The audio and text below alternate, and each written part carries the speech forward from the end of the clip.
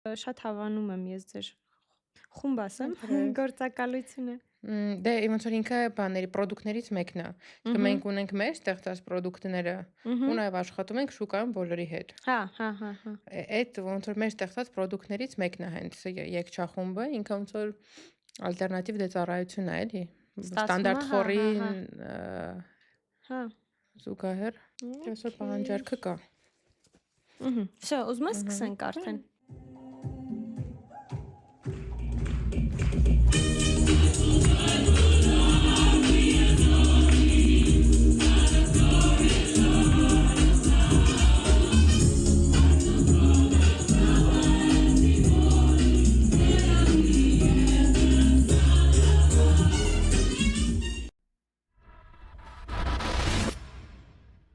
Ողջույն, այսօրվա Սևարքխի տաղավարում ունենք շատ հետաքրքիր հյուր իր մասնագիտությամբ եւ իհարկե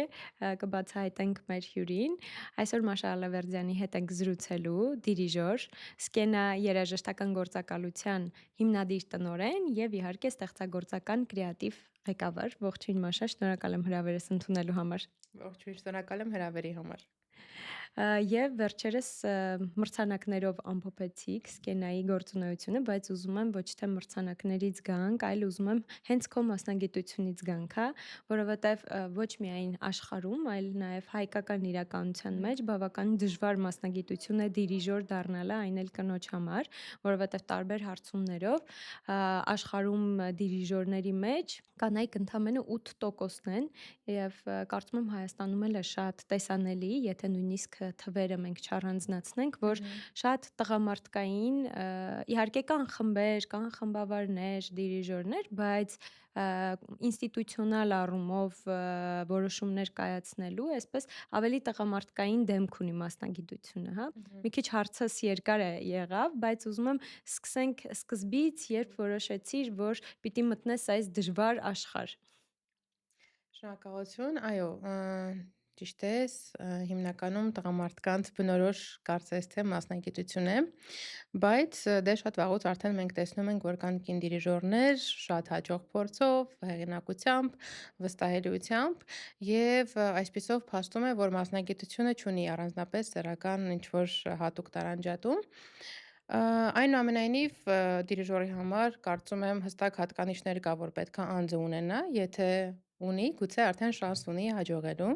Հայաստանում այո, երևի թե մատերը 5 մատս չեմ հասցնի ծալել, եթե մենք խոսում ենք նվագախմբային դիրիժորների մասին, բայց լավ լուրը այն է, որ խմբավարների դեպքում, երգչախմբերի հետ աշխատող դիրիժորների դեպքում ունենք մեծ թվով ցուցանիշ, մասնավորապես Հայաստանում կարելի է ասել 80%-ը խմբերքային դիրիժորների կին են։ Մենք կարող ենք հակառակ պատկերը տեսնել, որ խմբերքային տղամարդ դիրիժորների թիվը շատ պակաս է, հատկապես տարեվերջում, որ լինում է ամփոփիչ քաղաքապետարանի մրցույթը, օրինակ դպրոցների մասշտաբով, այնտեղ կարող ենք էլի 5 մատերով այսպես հաշվել, հա, քանի մենք տղամարդ խմբավար ունենք, բայց այն ցավապատճառով, որովհետև ես այնուամենայնիվ տեսնում եմ, որ նաև խմբերքային դիրիժորների մեջ կան այն տղամարդ մասնագետները, ում կարիքը իսկապես ոլորտը ունի, որովհետև այնտեղ մի քիչ ավելի ուրիշ հատկանիշներ, ուրիշ զգացողական, ուրիշ համակարգ ա գործում, որը որ այլ որակ ա տալիս, ոչ թե ավելի լավ, այլ տարբերվող որակ։ Այսինքն այստեղ պետք չի առանձնացնել, իրականում ես ինքս շատ այսպես ծայրահեղ չեմ վերաբերվում, որ կանայք են կամ տղամարդիկ են, դա բնական ինչ-որ զտման էֆեկտ ունի, բայց այստեղ ինչով է պայմանավորված, հա, որ կանայք ավելի շատ խմբային ղեկավարներ են լինում եւ տղամարդիկ ավելի մեծ նվագախմբերի ղեկավարներ են դառնում։ Այո, չեմ կարող թաքցնել, որ կան մարտահրավերները կանանց համար շատ ավելին են, առհասարակ ղեկավար պաշտոններում, քան տղամարդկանց համար բնականաբար, եւ այս խոչընդոտները կարող են անգամ նրան հասցնել, որ կին դիրիժորները գուցե սկսեն, բայց անգամ չավարտեն իրենց կրթությունը, տեսնելով տարբեր խոչընդոտներ, որ իրենց առաջ գալիս են, դա կապված է եւ հոգեբանական ֆակտորի հետ, հա, այսինքն տարբեր ուսումնասիրություններ ցույց են տալիս, որ ստրեսակայանությունը, այդ համառությունը կանանց մոտ ավելի ցածր է, քան տղամարդկանց մոտ, կոնկրետ մեր մասնագիտության դեպքում, եւ խոչընդոտները շատ ավելին են կանանց համար, չգիտեմ որտեղից սկսեմ, որտեղից ավարտեմ, Որոնք են, որ հա, ուզում եմ մի քիչ չնեղացնեմ բացենք այդ խոչընդոտները։ դե առհասարակ, որ կինես արդեն խոցելի ես, այսինքն կանանց միշտ ուրիշ ձև են նայում, այսինքն սկզբում փորձում են, չգիտեմ, ինչ-որ տարբեր ձևերով, երգելով ազդել քեզ վրա, որ դու, չգիտեմ, հանձնվես կամ անես այն կերպ, ինչպես իրենք են ուզում, իսկ տղամարդկանց մոտ հակառակն է, իրանք են հիմնականում թելադրող դերում, շատ հազվադեպ խոչընդոտներ կարող են լինել տղամարդկանց համար, որոնք որ կստիպեն հրաժարվել մասնագիտությունից, կստիպեն ոլորտից հեռանալ, կստիպեն ինչ-որ տարբեր գործողությունների գնալ, որը որ կհեռացնի իրենց մասնագիտությունից։ Իսկ կանանց դեպքում հասկանալի պատճառներով դրանք շատ ավելի շատ են լինում։ Իսկ ովքեր են այդ ստիպողները, որ ասում ես Ավելի կարող են բարձր ղեկավար մարդիկ, ովքեր հասկանալի է։ որ կարող են խոչընդոտներ ստեղծել կանանց արդար մրցակցության համար, այնպիսի պայմաններ ստեղծեն, որ կին առաջնորդը պետք է ընտրի լինել թե չլինել, իր սկզբունքներին դեմ գնալ, չգնալ, շատ տարբեր մարտահրավերներ կախված որտեղ ես աշխատում, ով է ղեկավարդ եւ երանելի է, երբ գտնում ես քո ղեկավարին, ով իսկապես թույլ է տալի, որ դու ամբողջությամբ բացվես որպես մասնագետ եւ լինես առողջ մրցակցության մեջ, այդ թվում նաեւ տղամարդկանց հետ, քանի որ դուք մասնագիտական առողջ պետք է մրցակցության մեջ լինեք, ոչ թե դու տղամարդ մասնագետ ես, դու կին մասնագետ ես։ Եթե ես օրինակ սկզբում չիմանայի, որ մասնագիտությամբ երաժիշտ ես, դիրիժոր, ինձ մոտ տպավորություն կստեղծվեր, որ ցանկացած մասնագիտության վրա կարելի է այս ամեն ինչը պրոյեկտել, գուցե այս ամեն ինչն էր, որ ազատության ձգտելը եւ այլն, քեզ ստիպեց, որ ինքդ ստեղծես քո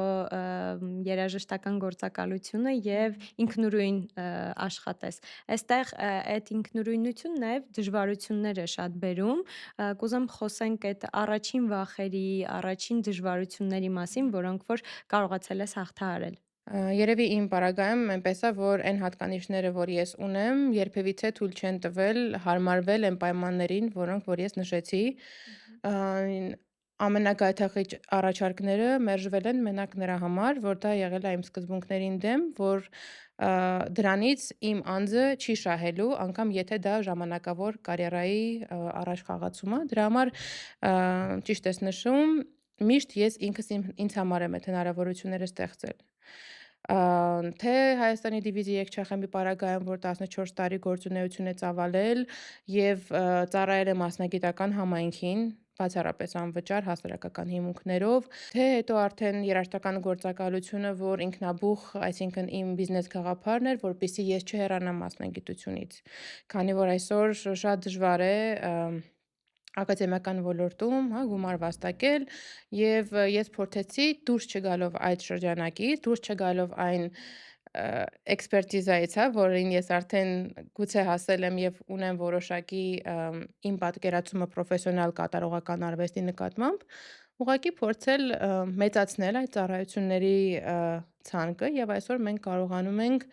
բարձր մակարդակով միջոցառումներին աջակից լինել մեր գործակալությամբ եւ ամբողջ երաժշտական այդ հատվածը փակել հենց մեր գործակալության ռեսուրսներով եւ որը թույլ է տալիս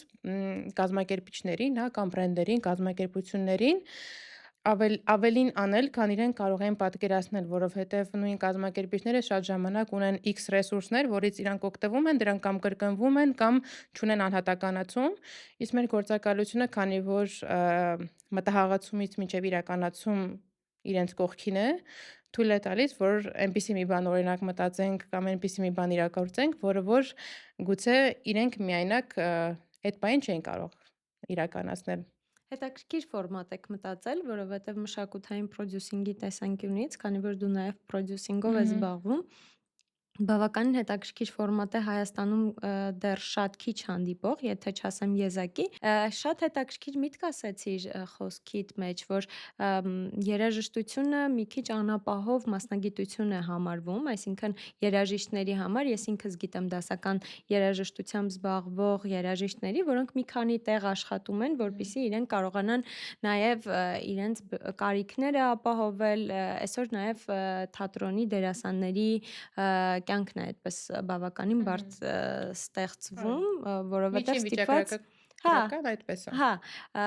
ու հետաքրքիր է, երբ որ մասնագիտությունը ընտրում էիր, գիտեմ, որ տանը դեմ են եղել։ Այ կուզեմ այդ ամեն ինչի մասին խոսես ու նաև պատմես դա ինչ վախերին դեմ գնալու միջոց էր, որովհետև մեզ ինչ որ մի բան, երբ որ փոքր տարիքում, հատկապես երիտասարդ ավելի վաղ տարիքում մեզ արգելում են, ինչ որ մի այսպիսի ըմբոստ բան է առաջանում, որ ապացուցենք հակառակը եւ գուցե նաեւ հակառակ վախն է առաջանում, որ գուցե իրանք ինչ որ միտեղ ճիշտ են, գուցե ես ինչ որ մի պահի հիասթափվեմ, այ այստեղ որտեղ ես դու եղել։ Հենց այդտեղ։ Երկու ինքը Այդ ծայրահեղ մեջտեղում, հետո ահա, ուղղակի մի կողմ գլուխդ ավելի ծանր անկնում ու մնում ես այդտեղ, բայց իհարկե դա գիտակցված ընտրություն պետք է լինի։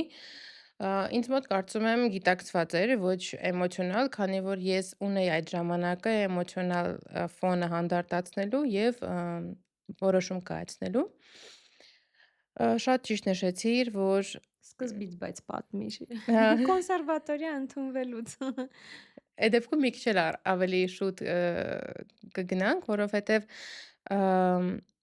կոնսերվատորիայից առաջ է դա այդ ամեն ինչը տեղի ունեցել իմ պարագայում, երբ որ ես երաժշտությամբ սկսեցի զբաղվել, հետո մի պահ այնպես եղավ, որ չգիտեմ ոնց պարը իմ կյանքում առաջին տեղ գնաց եւ մայրիկս ասաց դե արդեն քեզ գցում ես եւ այնտեղ կողմնորոշվիր ու չեմ հիշում ում որոշմամբ ես պարն եմ ընտրում։ Հետո երբ որ նստում եմ գործիքի առաջ ու սկսում եմ ստեղծագործել, Դաշնամուր։ հա, դե ստեղծագործել դժվար է այդպես ասել, որովհետև ինչ որ ստեղծագործություններ ես նվագել, որ փորձում ես վերարտադրել, բայց դրանք այն չեն, ինչ որ դու նվագել ես, բայց այն էլ չի, ինչ որ կա, այսինքն հասկանում ես, որ ինչ որ նոր բան է ստեղծվում, բայց դու համոզված չես, արդյոք դա քո հորինվածքն է, դու ես դա անում, թե ոչ, եւ բնականաբար պետք է դիմես մասնագետներին, որպեսզի իրենք հաստատեն դա, որ այո, Վալիկ ջան, դու տաղանդուն Տաղանդավոր ես։ ես։ Ու այդ Քանի շրջանում տարեկանում էր իսկ դա։ դա վերսկսվեց 12-ում, այսինքն 2-3 տարի դադար էի ես ունեցել։ Ահա։ Եվ այդ դադարից հետո մայրիկս այսպես ձեռքերը սեղմած ամեն ինչ սենց պահում էր իր մտքում, որ հանկարծ չասեն էլի, որ այս երեխան տաղանդավոր է, այսինքն այդ պահը չգա։ Ամեն ինչ կտար, որ իրանք ոնց որ ասեին, որ չէ,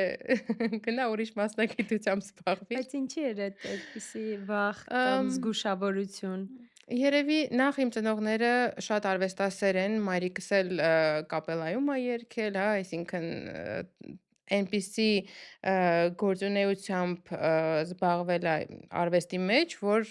շատ հեռու չէր իրենից եւ ինքը գուցե տեսնում էր այդ բոլոր մարտահրավերները ավելի ներսից,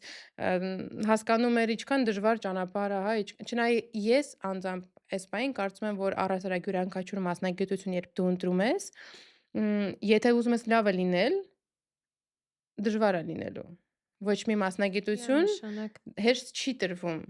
Ա, Կյանքում ոչինչ էս չի Այո, եւ տրվում։ անգամ եթե օրինակ որ միշտ համեմատում են երաժիշտները 8 ժամ պարապում են, այս սպորտսմենների պես, սպորտսմենները մեկ հնարավորություն ունես ներկայացնելու, բայց եթե դու համեմատական ես տանում բոլոր մասնագիտությունների մեջ, դա համատարած երևույթ է։ Այո, բոլորը շատ աշխատում են, մինչև այդ արդյունքը լինելը այնպես որ երբևիցե չեմ թերագնահատում ոչ մի մասնագիտություն, բայց իրենք թերագնահատում էին, ասելով, որ երաժիշտը շատ ջանք է գործադրում եւ այդ հետ վերադարձը, հա, շատ քիչ է, երբեմն անգամ չկա, դու պետքա շատ տանջվես եւ ամենակարևորը երևի թե պիտի ասեմ, մայրիկս շատ պերֆեկցիոնիստ է, չափազանց եւ ամենակարևորը ինքը ինձ ասում էր, եթե դու պետքա միջակ երաժիշտ լինես, ոնց որ կարող է միջակ բժիշկ լինես, ես չեմ հանդուրժի։ Իմ ընտանիքում չպիտի լինի միջակություն ու ինքը փոքրուց եմ այդպես դաստիարակել, որ միջակմարդ չպիտի լինի։ Ընտրեն ինչ որ լավ կանես, թեկուզ դա արհեստ կլինի, թեկուզ ինչ որ մի հատ ուրիշ մի բան կլինի։ Եվ երկրորդ գործոնը նա էր, որ ինքը գիտեր ու իմ դասատուներն էլ միշտ պնդում էին, որ ես շատ մեծ պոտենցիալ ունեմ, շատ չեմ ավելի ուրիշ մասնագիտություններ ընտրելու, միշտ ասում էին հետ պահեք, որովհետև ձեր աղջիկը կարա էսենց դառնա, կարա նենց դառնա։ Ես իրանց հետ համաձայն էի, բայց սիրտս ուրիշ բաներ իհարկե հուշում։ Բայց իրենք հուսանք բոլորը Մ, այսօր մ, փոշմանել են։ Այո, չգիտեմ փոշմանել են թե ոչ, բայց միշտ ինձ ասում են, որ կեցես, որ չհանձնվեցիր, կեցես, որ դու դեմ գնացիր, ու իմ ծնողները կարող եմ ասել, որ բացարձակ աջակցող ծնողներ են, այսինքն ամեն ինչ, ինչ ես ուզեցել եմ այս կյանքում, իրենք իմ կողքն են եղել, բացառությամբ այդ մի ընտրությունից եւ ոչ թե իրանք իմ կողքին չեն եղել, այլ մի պահ ուղղակի ասեցին, դե քո ընտրությունն է, այսինքն դու պիտի պատասխան տաս քո ընտրության համար, չասես մենք քեզ ստիպել ենք ուրիշ տեղ ես գնացել, սովորել, քոնը չի եղել եւ այլն։ Այս կարծում եմ շատ կարևոր պահ էր եւ երևի առաջի պատասխանատվությունն էր, որ ես ինձ վրա վերցրեցի որպես հասուն մարդ։ Եվ առ այսօր ես այդ պատասխանատվության համար եւ բարդությունների եւ հաջողությունների համար գիտեմ, որ ես եմ պատասխանատու։ Այնպիսի մի մարդ չկա, որ հեշտությամբ գցես իրա վրա, ասես այ դու ինձ Դու ինձ ստիպեցիր, տարար ես այստեղ։ չուզեցի, այո։ Եվ կարծում եմ, որ չեմ մեղադրում ծնողներիս, հակառակը շատ շնորհակալ եմ։ Ասեմ ավելին անգամ 3 օր առաջ, երբ գործակալության մասին թեման տանը շատ բուրն էր, նորից նույն պատմություն էր։ Էլի իրանք ամեն ինչով ինձ աջակցում են, ամեն ինչով իմ կողքին են ու սկսվեց։ Դե իզուր արեցիր, սենց հա դե դու գիտես ոնց ա լինում, դու գիտես ու ես մեմ կա չէ որ գլխի տալիս։ Այսի լավ, ոնց որ մասնագիտությանս հարցում նենց էլ չգիտեմ, կարող է ինքը հատուկ անում, գիտի, որ ես դրանից ընկնում եմ այդ սպարտիվնի ինտերես ասվածի մեջ ու ավելի եմ ես սենց գայթակղվում այդ հաջողությանը հասնելու ճանապարհով։ Մայրիկդ երևի ավելի շատ, հա։ Մայրիկս շատ խիստ է, դրա համար միշտ իրանից եմ խոսում, հայրիկս ավելի համակերպող է, երկու անգամ ասում է, երրորդին ասում է դելա։ Իսկ բանը, հենց որ հաջողությունն է, չէ՞, դե լինում, բանը սենց բացում է մաման կոնտակտի ու հերթով զանգելով։ Իջնում, այսինքն այդ քո ասածն է էլի Հիմա եւ մեր ուրախանում թողարկումն են։ էլ երևի պիտի ուղարկի, չէ, շատ Մեր թողարկումն էլ կուղարկի բոլոր իր սիրելի ողջունում ենք ընկերներին։ Պաշայի մամային։ Այո, չէ, բացառիկ մայրը որպես անձնավորություն, որպես մարդ ով իմ կողքին է, բայց միշտ թերահավատորեն է վերաբերվում իհարկե մշակութային կյանքով ապրող մարդու գործունեության։ Սակայն ես միշտ նրան դեմ եմ գնում եւ ապացուցում եմ իմ բոլոր փոքր եւ մեծ հաջողություններով, որ այո, գուցե այսօր շատ մասնագիտություններ կան, որտեղ որ շատ հեշտ կարող ես գումար աշխատել, կարող ես 6 ամիս սովորել ու շատ մեծ աշխատավարձով աշխատանքի անցնել։ Էդ էլ է հիմա փոխվում։ Ես այդքան համաձայն չեմ, որովհետև այն բոլոր մասնագիտությունները, որոնք այդպես մի հատ բում եղավ ու շատ բարձր աշխատավարձներ էին, հիմա արդեն արհեստական բանականությունը Փոխարինել է, AI-ը սկսել է համաձայն եմ։ փոխարինել ու Այնուամենայնիվ կան նենց մասնագիտություններ, որոնք որ չեն պահանջում, օրինակ ես 6 տարի սովորել եմ, հա, բակալավր մագիստրատուրա, հետո ասպիրանտուրա 2 տարի, հետո վերապատրաստվել եմ, այսինքն մարդկանց մոտ ինչ բժշկի տպավորություն է, հա, նման։ ձեռքերը այսպես սենց անելու համար 8 տարի պետք է սովորես, բայց մի Բացի ամբողջ այդ համակարգ բժշկի է։ նման բավականին բարդ ճանապարհ ես անցնում։ Այո, բայց բժիշկը նաև այդ պարագայում մարդու կյանքի հետ գործ ունի, այսինքն այնտեղ ուրիշ լրջություն կա եւ պատասխանատվություն, այստեղ դու մշակութային դեսպան ես, դու հանրություն ես կրթում, դու աշակերտներ ես կրթում, դու սերունդ ես դաստիարակում իմ պարագայում, որտեղ ես եւ մանկավարությամբ եմ զբաղվում եւ կոլեկտիվներ եմ ղեկավարում եւ արդեն բիզնես հատված, այսինքն մի ամբողջ պատասխանատվություն եւ եթե ինձ թույլ կտաս կարող եմ իմ ամենամեծ ցավով կիսվել Սիրով։ լսողների հետ, որ կան նենց մասնագիտություններ, որ դու չես կարողանում երբևիցե թուլանալ, անգամ եթե դրսում ես, անգամ եթե օտար միջավայրում ես, միշտ անընդհատ ուղեղումդ այդ իդեա ֆիքսը կա, ահա, բա որ աշակերտներիցս մեկի մաման տեսնի, կարողա չգիտեմ ով ում տեսնի, այսինքն անգամ էսենց մի հատ էսենց լիարժեք Փռված, բաս հա։ կաթոռի մեջ փռվելը քո համար մեծ ճոխություն ա, դու կարող ես անել դա միայն տանը, երբ որ արդեն ոչ մեկ քեզ չի տեսնում կամ հարազատների միջավայրում ես։ Եվ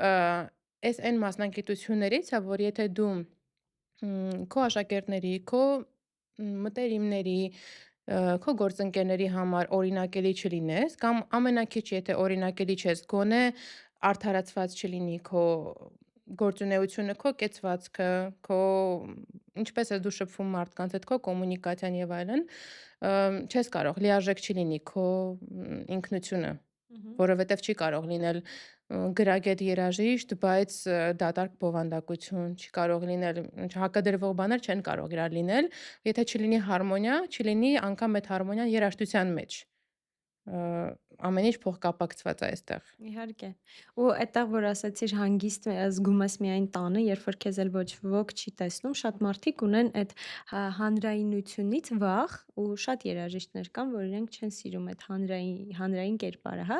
Երբ հասկացար, որ արդեն հանրային ես դառնում, հանրային դեմք ես դառնում ու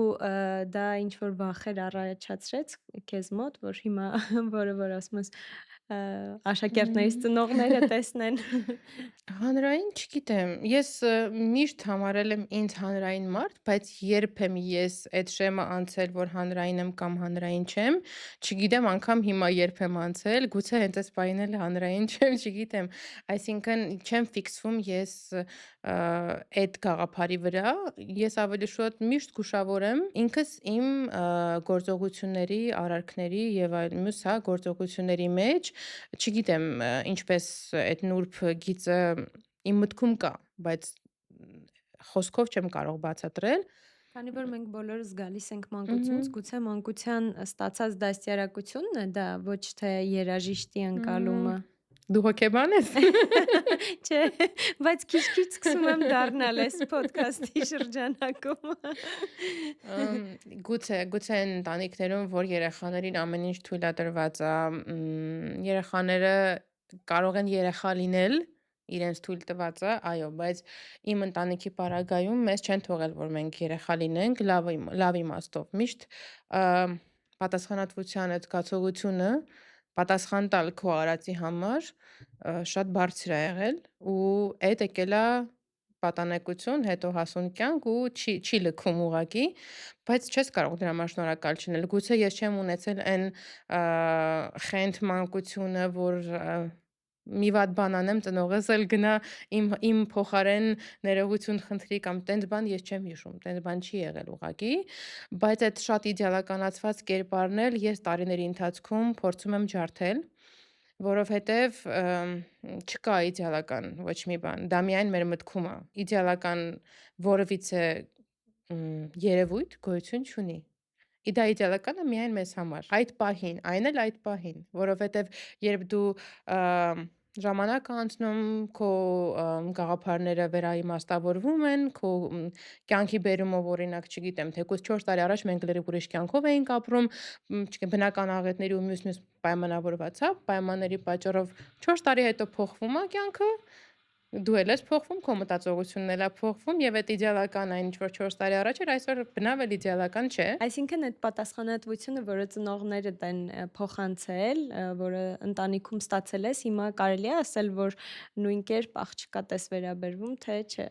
Կամ քո աշակերտներին, ինչու ոչ։ Ես վախենում եմ մտածել դրա մասին ու ասել, որ ես գուցե ծնողներիցս ավելին եմ, ավելի Ավելի խիստ խիստ։ եմ, ավելի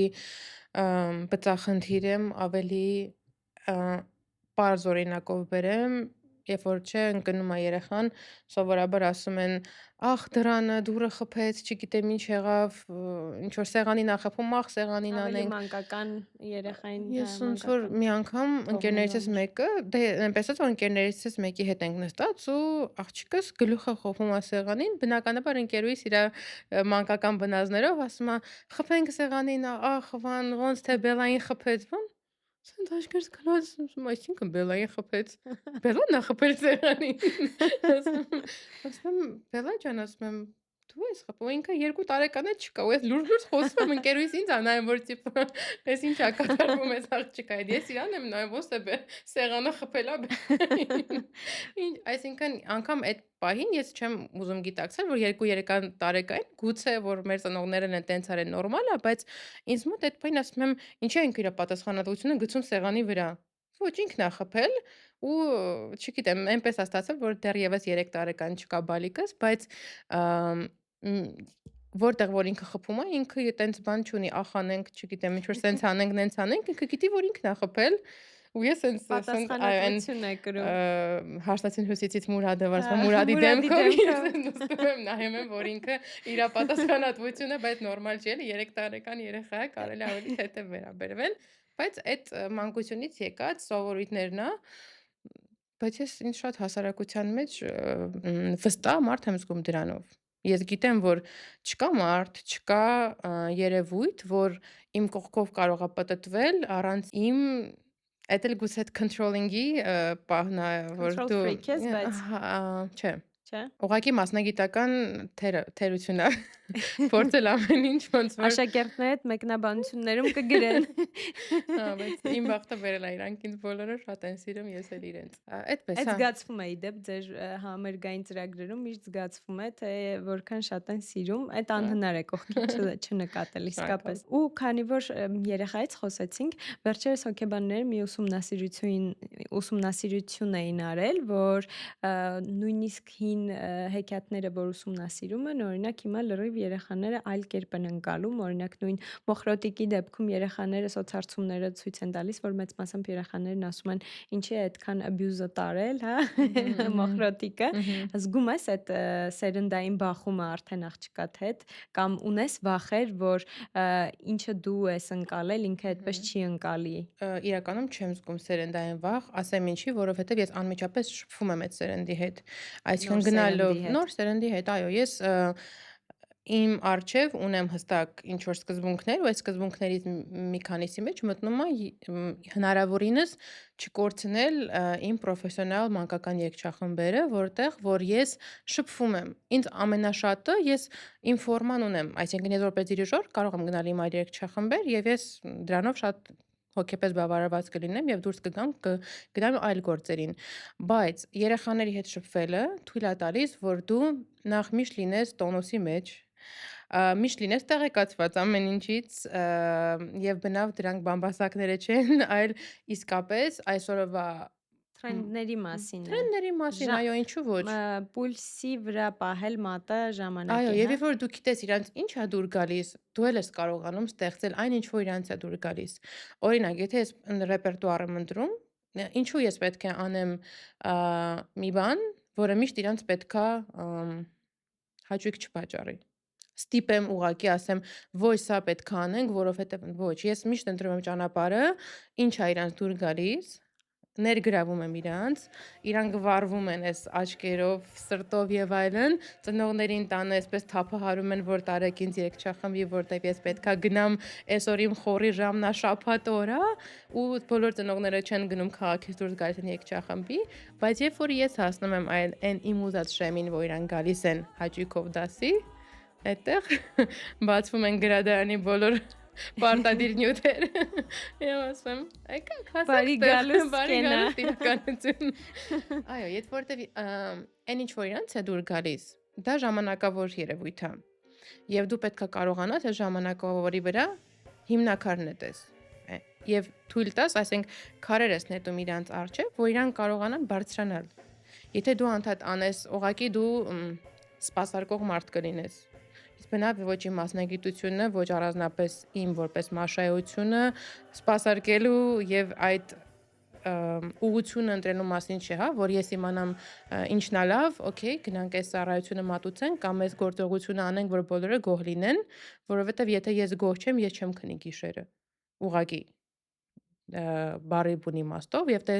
նման գիշերներ ցավոք սրտի ես ունեցել եմ, որ Էլի հա ղեկավարների պարագայում, օրինակ, չգիտեմ, պրոյեկտներ կամ այնպիսի համերգներ, որ դու չես ուզում դա անել, որովհետև դու գիտես, որ դա ոչ մի բանի մասին է։ Այսինքն ուղղակի դու կամ ոչ մեկ ես, կամ ոչ մի բան ես, եթե դա անում ես։ Ու դե Հետաքրքիր է ցավոք լինում մոտեցումը։ են տենց դեպքեր, ու Բայց մարդիկ գուցե հա ես ծանր այդպես եմ տանում, չեն գուցե որոշ մարդիկ վերաբերվում։ այդպես չեն, դե հա, կա։ Վերաբերմունքը այդպիսին է չի լինում, մտածում են գործը անում ենք, օրինակ, հա։ Շատ շատերին եմ հանդիպել, այնպես չի օթից վերցրած ինչ որ մտքեր եմ Հա, ասում։ չէ, ես հասկանում եմ ինչ ես ասում դու եւ շատ ճիշտ ես ասում, ուղղակի ինձ համար նաեւ էսպես է, երաժիշտ ես, դիրիժոր ես, ուրեմն արվեստագետ ես, իրավունք չունես չմտածես, եթե չես մտածում, ուրեմն էլ չեմ ասում մտավորականի շեմը չես կարող հատել եւ ես աշխատում եմ ա, շատ պարզ լեզվով այսօր խոսալ եւ իմ գոլեգաների հետ եւ իմ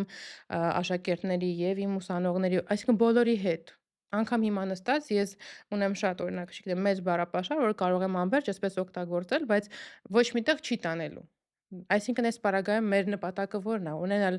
հետաքրքիր օրինակ լսարան, ովքեր մեզ այսօրվա լեզվով կլսեն, կհասկանան, թող մի քիչ այս կողմ լինի, թող մի քիչ այն կողմ լինի, բայց մարդուն մարդն է հետաքրքիր այսօր։ Եվ Իհարկե։ եթե ես որպես մարդ չունեմ այդ բովանդակությունը, չեմ կարողանում փոխանցել, ապա ինչի մասին եմ ես։ Հիմա նույնը իմ համերգների եւ մյուս պրոյեկտների դեպքում է, եթե դրանք ոչ մի բանի մասին են, ուրեմն ես էլ եմ ոչ մի բանի մասին։ Եթե դա պիտի դիտարկեմ որպես մենակ աշխատանք, այն ինչպես նշեցի, կարող եմ դա անել 1, 2, 3 անգամ, ելնելով նրանից, որ գուցե ես օրինակ շատ հարգում սիրում եմ իմ ղեկավարին եւ ուզում եմ, որ իրեն չվնասելու համար մի քանի անգամ զիջումների գնամ, բայց հավատացած եղիր, իմ բոլոր ղեկավարները գիտեն, որ Մաշան ունի էս պայմանները աշխատելուց, էս սկզբունքները, ու ես կարողացել եմ նրան հասնել, որ անգամից չեն էլ զանգում նման ոնց որ դեպքերում, գիտեն, որ Հարցերով։ ուղղակի ես ուղղակի չեմ արձագանքելու, ոչ թե ես չէ, ես ուղղակի ասում եմ, ես ո՞նց անեմ, ես ինչ անեմ, ուսեն երկրորդ հարց չկա։ Իսկ կարծում ես, որ այսպես որակ է պետք թելադրել ոլորտում, այսինքն բծախնդիր լինելով, ինչը որ դու նկարագրում ես, հա, բծախնդիր աշխատանքի, բծախնդիր տված որակի, ունեցած գրանցած որակի ու ըստ դրա էլ արդեն մնացած հաջողություններին հասնելու մասին է խոսքը։ Չգիտեմ, ես օրինակ չեմ մտածել հատուկ ինչ-որ էսպես դա մեխանիզմ ա, որ պետք է անես, բայց ես կարող եմ հստակ օրինակ բերել, որ Հայաստանի դիվիզի երգչախումբը ենթադրենք, հա, որ ես ստեղծել եմ առաջին կուրսում եւ ինքը առաջին կուրսից մեր լսարանում գուցե լինեն այն մարդիկ, ովքեր երգեր են, որովհետեւ 450 ուսանող է անցել այդ երգչախմբի միջով։ Այսինքն ես կարողացել եմ առաջին կուրսում չլինելով դասախոս 450 մարդու ներգրավել առանց համեստորեն ասելու կրթել, որտեվ դա իրանց մեկնաբանությունն է, դա իմը չի, եւ բաց թողնել։ Սա երկու կարևոր ֆակտոր եմ նշում՝ կրթել եւ բաց թողնել, որովհետեւ մեր դասախոսական իրականության մեջ ցավալի է, որ իրանք չեն կարողանում իրանց ուսանողներին բաց թողնել։ Եվ առաջին մասը եթե հետ գանք, կարծես թե կոնսերվատորական կրթություն, չէ՞, իրանք միջև կոնսերվատորիան պետք է արդեն որոշակի բազայով գան։ Քննություն են հանդնում եւ այլն։ Քննությանը պատրաստվում են ինչ-որ մի կերպ կարողանում են այդ անցողիկ շեմը անցնել, գալիս է մարդը իրա կամքով, գալիս է Մաշայի մոտ երգչախմբի։ Բարև ձեզ, սոլֆեջո։ Ես չգիտեմ, երաժշտություն, չէ, չգիտեմ։ Ու այսպես ասում եմ, շատ լավ, իմ համար արդեն 10-ից 10 է, որ դու եկել ես քո կամքով երգչախմբի, հասկանում եմ, դա ինչքան դժվար գիտակցություն է, ինչքան պետքա դու մի քիչ այլ ձև մտածես, որ ուզենաս գնաս երգչախմբի։ Հատկապես կարող եմ նշել վոկալիստները, որ նոնսենս էր կոնսերվատորիան, որ վոկալիստները, սոլիստները, ովքեր երազում են մենակ կանգնել ռոյալի մոտ, հա, եւ իրենց տաղանդը, իրենց հմայքը ամբողջ ցուցադրել, որ բոլորը մենակ իրենց նայեն, այդ բոլոր մարդիկ երգում էին մեր երգչախմբում։ Ու այստեղ եթե դու խոսեցիր, հա, այդ Բծախնդրության բծախնդրությունից, մասին։ ես կարող եմ ասել, նայած, եթե դա արդարացված է, այսինքն եթե այստեղ ես պետքա բծախնդիր լինեմ եւ ասեմ դու համապատասխան ես, դու համապատասխան չես, բան։ Եթե ես ունեմ հնարավորություն կրթելու, ապա ես կլինեմ աշխարհի ամենավատ մարդը, որ մարդը եկել հասել է ինձ մոտ եւ ես իրեն առանց կրթելու ճանապարհեմ։ Ես գիտեմ, որ այդ մարդը ժամանակավոր է եւ ամբողջ Հայաստանի դիվիզիա երգչախմբի պատմության ցավոտ կետերը եղել են այդ ռոտացիոն շրջանները, որ ուսանող ավարտում է գնում է կամ ինչ-որ ինքը աշխատանքի է անցնում, ցավոք էլ չի կարողանում քո հետ շարունակել ճանապարհը ու այս ամբողջ մի հատ այսպես փաթեթ ռեպերտուարի ջուրն է ընկնում նորից նոր կազմով։ Կամ Բայց դու տեսնում ենք, իրավունք օրինակ, չունես։ ռեստորաններում երգելով, օրինակ։ Ես անկեղծ պետքա իմ կարծիքը ասեմ, ես չեմ մեղադրում։ Ես հակառակը ողջունում եմ։ 3 օր առաջ կոնսերվատորիա հենց դիմաց հանդիպել եմ իմ սերելի երգիչներից էլի Նարեկին, բարև, Նարեկ եւ մյուս անդամներին ու ասում եմ տղերք, ասում եմ, մի ամաչեք։ Ես գիտեմ, որ ասենք սենց, հա, հիմա դուք Չէ, իմ ասածի գործունեություն մեջ եք ծավալում։ պիտակավորում չկար ընդհանրապես, այլ այն մասին էր, որ իրանք ուղղակի շեղվում են իրենց Դու աշխատանքից շեղվելու մասին ես հիմնական։ Հա, խոսում, հա, ես հա։ ուրիշ բանի Չէ, մասին նկատի ես ունեի։ հասկացա դու ինչ Ոչ նկատի ունես, պիտակավորելու, ասեմ իմիջիայլոց։ ընդհանրապես չէ, Հա, հա։ ընդհանրապես դրա միտումը չունեի։ Չէ, ես էլ այդ միտումը չունեի, ես հակառակը այն մարդիկ, ովքեր ես հանդիպեցի, հենց իրանց մասին խոսքը, իրանք աշխատում են, որպեսզի կարողանան իրենց ակադեմիական, ասենք, կարիերան շարունակել, որովհետև մեծ գումարների մասին է, հա, անընդհատ ռեպերտուար պատրաստել, դաշնակարին վճարել, այս մյուսը անել, այն կոնկուրսին գնալ, հասնել Իտալիա կամ չգիտեմ, գնալ Վիեննա այս կոնկուրսին, Փարիզ եւ այսինքն մեծ ծախսերի հետ է կախված եւ այն ուսանողները, ովքեր տարբեր միջոցներով թեկուզ կլինի, չգիտեմ, ինչ որ X ժամանցի վայրում իրենց թեկուզ մյուս արվեստը մատուցել եւ դրանով գումար աշխատել, որպիսի ներդնի իր ապագայի մեջ, ես միայն ողջունում եմ, որովհետեւ ես գիտեմ հստակ այդպիսի դեպքեր, գուցե ոնց որ հիմա իրանց համար ցանկալի չի լինի, ես նշեմ անուններ չեմ տա, բայց մարդը հստակ նպատակով արեց ու հասավ։ Ու ես հպարտանում եմ, որովհետեւ իմ ընկերներն են եւ մարդը պիտի նպատակ ունենա։ Եթե դու նպատակ չունես, բայց ունես ամբիցիաներ, մենք որ խոսում ենք այդ բծախնդրությունից, հա, իմ համար երբեմն դա ամբիցիայի հետ էլ կախված մի բան է, այսինքն եթե դու ամբիցիոզ բծախնդիր ես եւ դու նպատակային ոչ մի չի ծառայում ավելի լավ բան, ավելի լավը դառնալուն թեկուզ, դա ինձ համար անիմաստ է։ Սա այս պարագայում էլ եթե իրանք անում են ունենալով նպատակ, դա մենակ ողջունելի է։ Իսկ երբ որ սկսում էիր առաջին կուրսից շատ ամբիցիոզ նպատակ ունենալով, կար ավելի ավագ սերնդի կողմից ճնշում չասեմ, բայց անվստահություն, հա, որովհետև այս ոլորտում շատ է, հա, որ դեռ շատ մասնագիտությունների դեպքում է այդպես, որ առաջին կուրսում, երբ որ արդեն իրեն մասնագետ դիրքավորելով սկսում են զբաղվել իրենց մասնագիտությամբ, ավագ սերնդի կողմից կա այդ քննադատությունը, որ դեռ չի սովորել, չի ավարտել եւ արդեն սկսել է մեծ գործունեություն ծավալել։ Վստահ եմ եղել են նաեւ քո դեպքում, կուզեմ նաեւ պատմես, թե ոնց ես այդ վախերը, դրանց առաջացրած Լավ վախերը տեղավորվենք։ հաղթահարել։ Ասելիք կարծես թե շատ կա։ Հա, բայց երկու իրականություն կա իրականում։ Իմ բախտը շատ է բերել, որ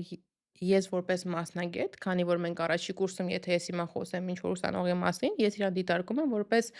ուսանող։ Անձամբ ես, որ ինքս եղել եմ այդ վիճակում։ Բայց իմ բախտը այնքանով էր բերել, որ ինձ շատ քիչ մասներ որպես ուսանող ընկալում, ես ինչ-որ սենց, չգիտեմ ինչ աստղեր էին իջել երկնքից, բայց ինձ դիտարկում են որպես արդեն գործող մասնագետ, ում հետ հաշվի էին նստում, ում հետ ինչ-որ բան էին քննարկում, թեկուզ մեր, հա,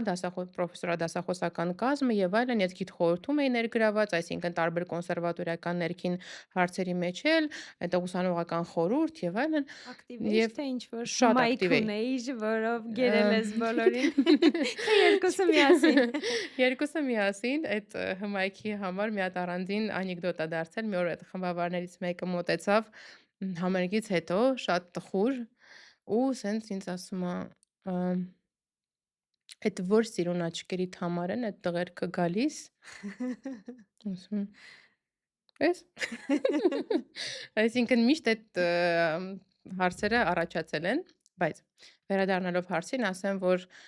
այո, եղել է այդ ընդունելիությունը, բայց դա ժամանակավոր է, որովհետև ցավոք մեր մասնագիտության մեջ, ինչպես նաև այլ մասնագիտությունների մեջ, անկախ տարիքից, անկախ սերունդների տարբերությունից, եթե մի քիչ ուժեղ մարդ է հայտնվում, չգիտես ինչու, բոլորը իրան մրցակից են համարում, անկախ տարիքից։ Այդ իմ համար նորություն էր, որովհետև այն մարդիկ, ովքեր ինձ համար սենց, հա, ես իրանց այսպես էի նայում առաջի կուրսում, երկրորդ կուրսում զգում ես, որ իրանք քո հետ ինչ-որ հարց ունեն, բայց ասում ես, ոնց կարամ ես ձեր հետ հարց ունենամ։ Հասկանում ես, բայց չգիտեմ իրանք քո հետ ոնց հարց ունեն, չգիտեմ։ Շատ լավ նկարագրեցիր, ինձ թվում է հասկացանք արդեն Հա, հստակ։ բայց համ էլ ինձ մոտ շատ հաճելի էմոցիաներ էր դա արթնացնում, ասում եմ, ով եմ ես, որ իրանք իմ հետ հարց ունեն։ Ու տենց ավելի էր Դա իհարկե մոտիվացրել է երևի շատ, ավելի շատ։ իհարկե շատ։ Եվ ես երբևիցե մի օր չեմ տխրել այդ խոչընդոտներից, որ իմ առջև ստեղծվել են շատ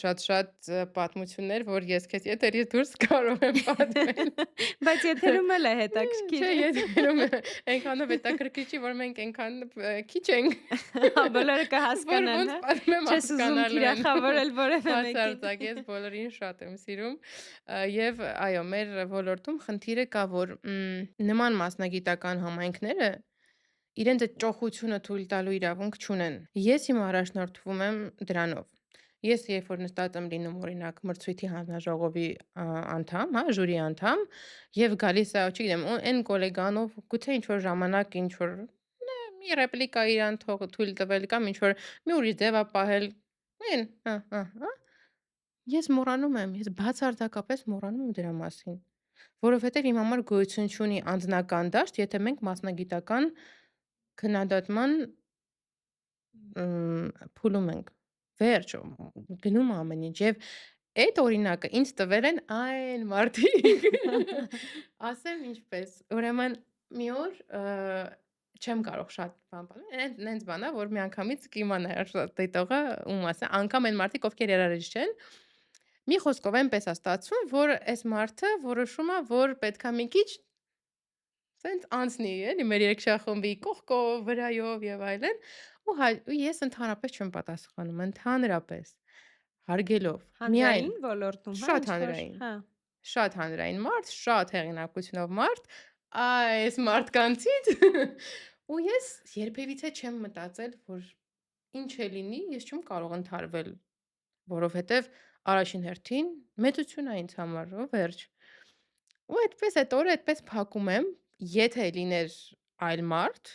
ես իմ բնավորությունը իմանալով, վստահ գոնե մի 2 նախադասություն հանուն արդարության կասեի։ Բայց հաջորդ օրը իմ քննությունն է, մտնում է այդ մարդը եւ հայտնում,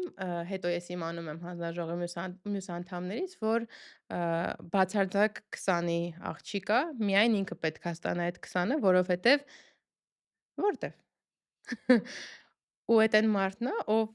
մի օր առաջ քեզ ու քո երգչախմբին փորձում էր սենց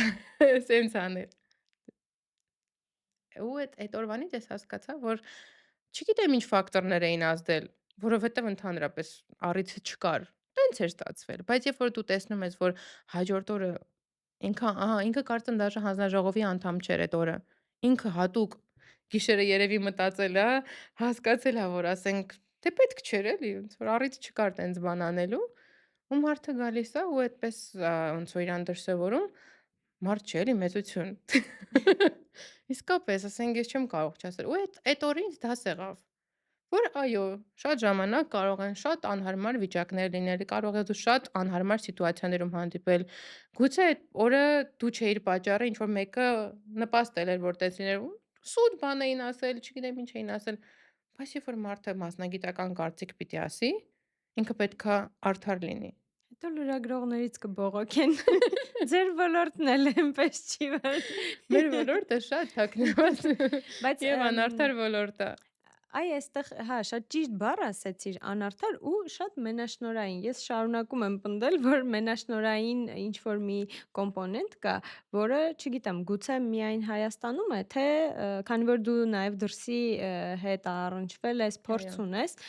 կարող ես համեմատություններ անել ու ասել, արդյոք միայն Հայաստանում է, թե ոլորտային է դա։ Չէ, ոլորտային է։ Ես այս պայմանությամբ հանդիսանում եմ Եվրոպական ասոցիացիայի բարեկամներ, հա, ասոցիացիայի մ, կառավարման խորհրդի անդամ։ Դա բավականին հեղինակավոր լուրջ ասոցիացիա է եւ ոչ պակաս այս պայմանությամբ պաշտոնում եմ այնտեղ գտնվում, առնչվում եմ տարբեր երկրների, ազգերի, մշակույթի դիրիժորների հետ ու կարող եմ ինձ թույլ տալ համեմատություն անել եւ ոլորտը, որովհետեւ այնտեղ արդեն երրորդ կարծեմ տարին է, թե երկրորդ չեմ հիշում, որպես արդեն ղեկավար, հա, համայնքի մաս եմ կազմում եւ մինչեւ էդ ես այդ սերնդափոխությունը չեմ կարողամ տեսնել, որովհետեւ չկա։ Այսքան այն մարդիկ, ովքեր որ միշտ առաջի պատվավոր հորիզոնականներում են, կամ առաջի դեմքերն են, կամ կարծիք ասող մարդիկ են, կամ ում կարծիքը մենք պիտի հաշվի առնենք, իրենք still նույնն են, այսինքն ոչ մի փոփոխություն չի լինում։ Հիմա նույնը մեր մոտ է, բայց դա շատ նորմալ է։ Այսինքն եթե միտեղ ես կարող եմ ասել դա այդպես է, մյուստեղ մեր կոնկրետ մեր մասնագիտության դեպքում ես դա շատ բնական եմ համարում։ Մի պարագան անբնական է ինձ համար կոնսերվատորիայի պարագայում ասեմ, եթե ուսանողներն էլ ուշադիր լինեն, ուրեմն կոնսերվատորիայում չկա միջին սերունդ, կա ուսանող,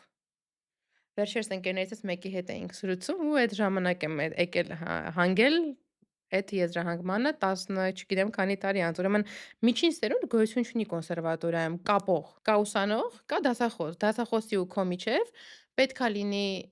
միջին սերունդը, որը եւ քեզ է հասկանում, եւ այն սերունդին է հասկանում, ինքը պետքա կամուրջը լինի։ Իսկ այստեղ մենք շփվում ենք մեր դասախոսների հետ, ովքեր 60+ են, եւ իրանց էլ է մեզ դժվար է հասկանալը։ Իսկ ուրա այդ միջին սերունդը, չէ՞, բայց սովորել են իրանք, այդ միջին սերունդը դրսում է, հեղինակավոր բեմերում է եւ այլն, շատ գովելի է։ Բայց այնուամենայնիվ Մեծ բալանսը, մասամբ, քիչ թե շատ, հա, այո, հա։ այնուամենայնիվ չգիտեմ, գուցե միջին սերունդը ցանկություն չունի աշխատել կոնսերվատորիայում, հաշվի առնելով ցածր աշխատավարձ, հաշվի առնելով տարբեր ֆակտորներ, բայց այս ցավալի ֆակտոր է,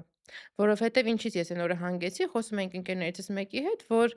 ես շատ դժվար եմ իմ դասախոսի հետ, ոնց որ կոմունիկացիան ինքը շատ դժվար է ինձ հասկացել եւ այլն, դե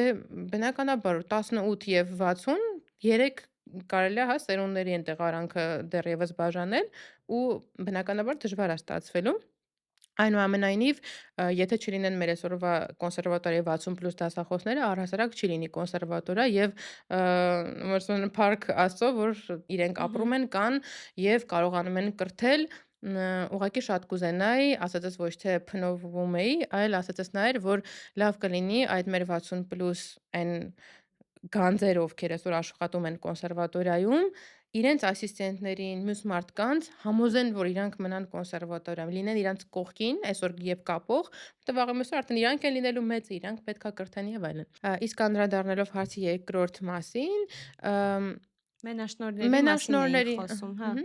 այսպես է, նայեք, եթե կոլեկտիվի հետ աշխատում է մարդ, ում արդեն կոլեկտիվը հարմարվել է, ում արդեն կոլեկտիվը հարգում է, իսկ շատ դժվար է 20 հոգու տարիներով ստիպել նույն մարդուն հարգել, թեկուզ 2-3 տարի։ Ընդունում է, գաղափարախոսությունը նույնն է, համակարգը լավն է, այսինքն ինչի փոխել։ Այսինքն ինչի դուրս գալ այդ կոմֆորտ զոնայից, եթե կարելի է օրինակ լինել այդ մարդու հետ։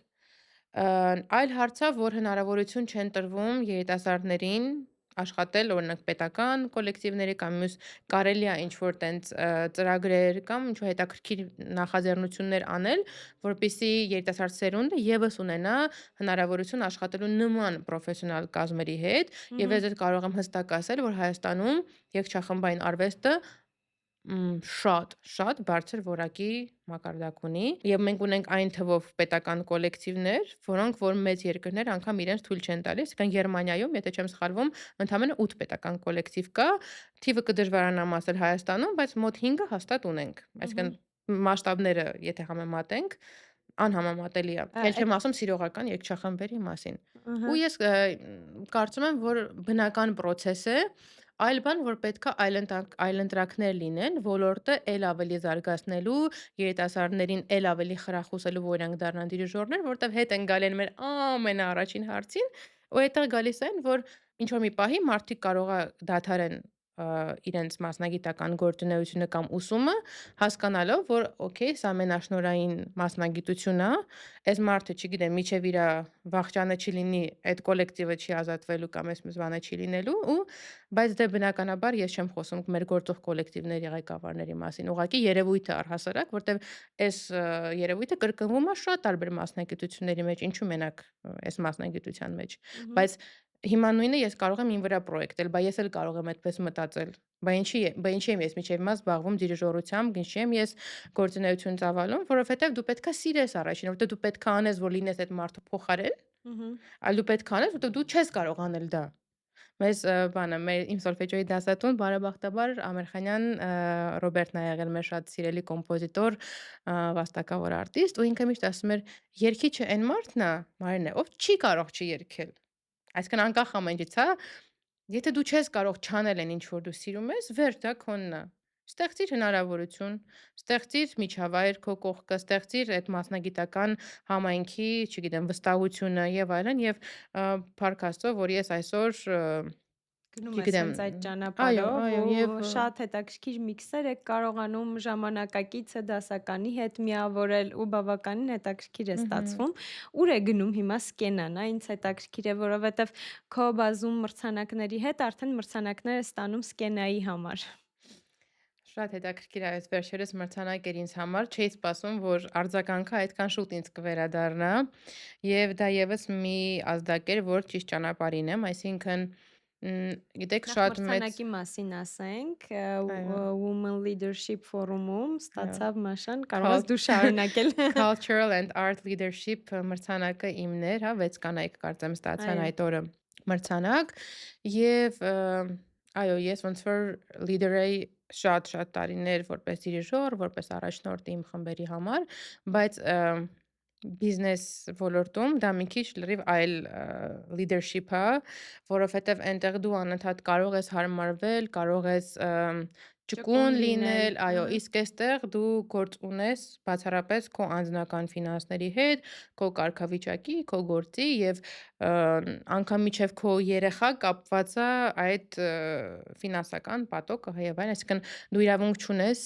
գրեթե սխալվելու ըհը, եւ ամեն արթնացող օր պիտի դու մտածես բա ոչ թե այսօր ոնց է լինելու, այլ վաղը ինչ է լինելու։ Փորձառու բիզնեսմենները ավելի լավ գուցե այս ոդկասթի ժամանակ կպատմեն դրա մասին, ես դեռևս այդքան փորձառու չեմ, բայց ինձ համար մի հստակ բան եմ ֆիքսել, որ այո, բիզնեսը բիզնես, ինքը պետքա ունենա եկամուտ եւ շահութաբեր լինի, բայց ես այն պահին, երբ ինձանից ակնկալիքը կլինի տալ ոչ պրոֆեսիոնալ կոնտենտ, հա, ոչ ըհը, լավ պրոդուկտ, այդ պահից ես կդադարեցնեմ, որովհետև ես բազում լծակներ ունեմ գումար աշխատելու որպես ըհը, այն մասնագետ, որտեղ ես արդեն կայացել եմ եւ սա ալտերնատիվ ուղղակի կապրիզ, գուցե, չգիտեմ, մասնագիտական նոր ինձ համար հետաքրքիր ուղղություն է, որտեվ ես նախագծերի ղեկավար լինելով, ինձ համար նոր հետաքրքիր ոնց որ ուղղություն եմ գտել, որտեղ ըհը, որ ինձ վստահում են եւ ինձ համար դա ամենաառաջինն է։ Այսինքն սա ուղղակի չի ստացվել ինչ որ մի պահի ես որոշել եմ, որ ես պետք է ունենամ երաժշտական գործակալություն եւ այլն, այլ այն 14 տարիների ընթացքում, որ ըհը, գուցե մեզ հետևող մարդիկ օրինակ չգիտեն, հա, որ ես տարբեր շատ մեծ նախագծեր եմ արել եւ այլն, բայց այդ ամբողջ ճանապարհին մարդիկ ինձ վստահել են, դիմել են եւ սկենան արդեն վերջնահանգույցն է դրա, որ ոչ թե արդեն դիմում են Մաշային որպես չգիտեմ, պրոֆեսիոնալ, որ կարողանում է 10 օրում մի հատ, այսպես չգիտեմ, սենց բան անի ու հանձնի պատվիրատուին ու բոլորը գոհ երջանիկ լինեն, լինեն, գոհ լինեն, այլ իրենք արդեն կարող են վստահել բրենդի, չնայած հիմա տենդենսների միջոցով գնում են նրան, որ բոլոր բրենդները անձով են ղեկավարների ճանաչում, դեմքով այո։ են սկսում ճանաչել, ինձ մոտ հակառակ պրոցեսն է կարծես թե տեղի ունենալու, որովհետև ես շատ եմ ուզում, որ Այն ինչ որ ես իմ մտքում այսքան տարի ստեղծել եմ մարդիկ վստահել են, ինքը որպես պրոդուկտ արդեն իրան ընկալեն, որ այո, սենց բան կա, որից կարելի է օգտվել, ստանալ եւ շատ գոհ լինել։ Դու գնում ես պրոֆեսիոնալ դպրոցների ճանապարհով, ինձ թվում է, որովհետև Harvard-ի անունը աշխարհում բոլորը գիտեն, բայց քչերը Չգիտեն ով է գիտեն ով է հիմնադիրը։ հիմնադիրը, չէ։ Ինձ թվում է Միգուցե։ այդ ճանապարհով ես գնում։ Ա, Բայց երևի թե չես էլ կարող խուսափել, որովհետև առաջխաղացման համար միևնույն է, անձնային այսպես բրենդի հարցը շատ ավելի մեծ վստահելիություն է այսօր առաջացնում մարդկանց մոտ, որը բնական է, շատ բնական ինքը պայմաններից է միանշանակ։ դա այդպես եղել, որտեվ շուկան տարբեր ոլորտներում այնքան է աղավաղված տարբեր անորակ պրոդուկտներով, որ ստիպված մարդիկ գնում են էլի մարդկանց հետևից։ Այսինքն ես քեզ տեսել եմ, մենք շփվել ենք, վստահություն ես Վստահել ես, ներշնչել, այո։ վերջ։ Այսինքն իմ համար դա ավելի հեշտ է վստահել Լիլիթին, քան վստահել են մարդուն, ում չեմ ճանաչում, ջանքել չեմ գործադրի։ Այսինքն երկրորդ ֆակտորը, մարդիկ շատ գնահատում են իրան ժամանակը եւ ռեսուրսը եւ այսօր չեն ուզում իրեն ժամանակը կորցնել research-ի անverջ բանի վրա եւ առավել եւս որ դու չգիտես վերջն արդյունքը ինչ է լինելու։ Մարդիկ գիտեն, որ ասենք, չգիտեմ, եթե որ դիմում են Մաշային, մի բան են չնի, պատասխանատուն Մաշանա, սպրոս знают откуда։ Սկենայի առավելությունը նա է, որ կարող են եւ ամբողջական եւ մոդուլյար, հա, ծառայությունների համար դիմել, այսինքն եւ մենք կարող ենք event manager-ների կամ բրենդների հետ կազմել 0-ից իդեաները եւ արդեն եթե կա պատրաստի իդեա, բայց կա musical curation-ի անհրաժեշտություն, մենք կարող ենք լինել այդ թիմը կամ, չգիտեմ, մեր պրոդուկտները կարող են լինել այն լրացումները, որ կամբողջականացնեն իդեան, դո այս տեսանկյունից ինքը բացառիկ է, որովհետև մենք աշխատում ենք եւ ոլորտում բոլոր կոլեկտիվների եւ արտիստների հետ եւ բոլորը մեզ հետ են աշխատում եւ մենք ունենք մեր անհատապես մշակված պրոդուկտները, որը դու ականատես ես եղել արդեն, երգչախումբը ենթադրենք, որը տարբերվող ֆորմատով է հանդես գալի, հա, երկսեռ երգչախումբ, ալտերնատիվ ռեպերտուարի ընտրություններ, ոչ միայն երգել, այլ նաեւ պերֆորմանսային կատարում, այսինքն նորություններ շուկայում, որոնք թույլ են տալիս event manager-ներին էլ ավելի մեծ ստեղծագործական գաղափարների հանգել եւ էլ ավելի մեծ ոնց որ հնարավորություններ տալ իրենց պատվիրատուներին։ Միացեք Սկենային, այսքանը կասեմ։ Սկենան Հայաստանում առաջին երաժշտական Հա, գործակալությունն փաստորեն է։ ես ճիշտ էի ասում, որ ինքը եզակի է իր ֆորմատով, Այո։ որովհետև այլ ֆորմատի նման չեմ հանդիպել Մմ, ես։ մմ, Ես էլ չեմ հանդիպել։ Եթե կան արձագանքեք, Անպայման ես գրեք չեմ ուզում մեկնաբանություններում, մենաշնոր եթե անել։ դա դուք եք։ Ես բացարձակապես մենաշնորի միտում չունեմ, իմիջիալոց մենաշնորից խոսեցինք, այն օրը ընկերներիցս մեկը, ով էլի ոլորտից է, ասում է, բայց քեզ մոլադեց։ Ասում եմ ինչի, դե ու պարզվում է ինքը իմացել է, որ մի պրոյեկտի շրջանակում ես դիմել եմ այլ երգչախմբի, որպեսզի գիտեմ, որ ինքնազբաղ կոլեկտիվ են, որպեսզի իրանք էլ գումար աշխատեն եւ այլն, ասում եմ ո՞նց ես բան արել։ Դու երգչախումբ ունես, կարող ես դու քո երգչախմբով հանգիստ պատրաստել ու անել։ Ասում եմ, գիտես, ոնց որ այնքան ցավոտ, այս 14 տարի ինքնազբաղ կոլեկտիվի ցավը իմ ամեն բջիջով գիտեմ ինչքան դժվար է ու այն որ մի հատ ֆինանսովի sense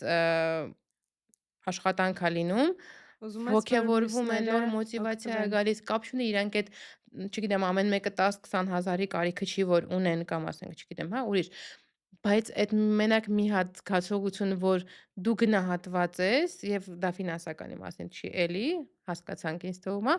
վերջ, նույնս խանդավառվում են, ուզում են էլի աշխատել նոր ռեպերտուարը, որովհետեւ կարող է էլի իրանց դիմեն։ Եվ վերջ, այդ դրանով ամեն ինչ ասված է։ Մեր Պարագայմոնակ Հայաստանի դիվիզիայի երգչախմբի եղել է այնպես, որ այդ գնահատանքը մենք ստացել ենք պետական կոլեկտիվների հետ աշխատելով 14 տարի, աշխատել ենք բոլոր պետական կառույցների, կոլեկտիվների հետ։ Դա ինձ համար եղել է ամենա ոնց որ մեծ գնահատանքը, որ այն մարդիկ, ովքեր վերևում են, Հիշեցինք նորից։ վերևում են, այո, իրանք ոնց որ քեզ վստահում են, քո հետ բեմ են կիսում, քեզ հետ կարծիք են կիսում, Իսկ այդ խիստ է եղել։ ղեկավար ես, որովհետև տարիներ շարունակ ընդունված ու հայտնի է եղել, որ հաջողած երգչախմբերի ղեկավարները շատ խիստ են եղել, չափից շատ խիստ պայմաններով, ամեն ինչում խիստ, այսինքն այդ խստությունը ունես դու հիմա, թե նոր սերնդի հետ այդպես չի անցնում։ Մ, Նոր սերնդի հետ այդպես չի անցնում։ Այն ինչ որ իմ ծնողները ինձ սովորեցրել են, դա էլ չի աշխատում։ Չէ, իրականում նայ, սենց կարող եմ ասել առասարակ ղեկավար լինելու իմ սկզբունքները։ Ամ, Նախ ոչ դիկտատորство եւ այլն բան, շատ տեղ-տեղ ընդունելի է եւ պարտադիր, տեղ-տեղ անթույլատրելի։ Այսինքն դու պետքա իմանաս, որտեղ է քո դիկտատորսկի սահմանը ավարտվում եւ որտեղ դու այլևս իրավունք չունես ներգործելու եւ մուտք գործելու։ Բայց այդ դիկտատոր ասվածն էլ ինչ որ մարդկանց համար տարբեր Հա, նշանակություն կարող է չգիտեմ, ունենալ։ կներեք, ես մի քիչ այլ։ Այսինքն, երբ դու որպես ղեկավար կարող ես հայտնել քո դիրքորոշումը եւ ասել, որ դու որպես ղեկավար այսպես ես կարծում եւ իրենք քեզ պետքա հավատան եւ գան քո հետևից, որովհետեւ դու մինչեւ այդ արդեն ստեղծել ես այդ վստահության բարձիկները